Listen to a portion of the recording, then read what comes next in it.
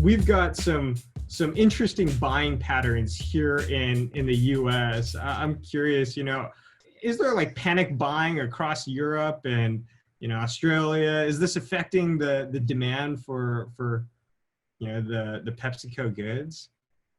It's there's still, I went shopping this afternoon, and it's not just us, but the shelves are still quite sparse, and it's quite worrying time, especially when you've got two children to feed as well, and a wife. And funny enough, it's all the snacks category that can be often quite sparse.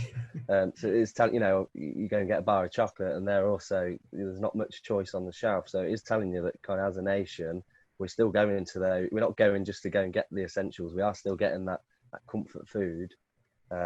It's got better.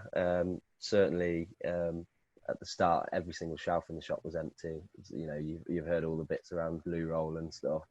But no, it's really good that we're full power at the factory. We're still running our usual maintenance programs. We're still trying to maintain everything that we can. It feels kind of business as usual, but it's just it's taken a lot of effort behind the scenes, a lot of sleepless nights, I guess, certainly from senior leaders, to make this happen and feel like business as usual, because it certainly isn't actually happening that way.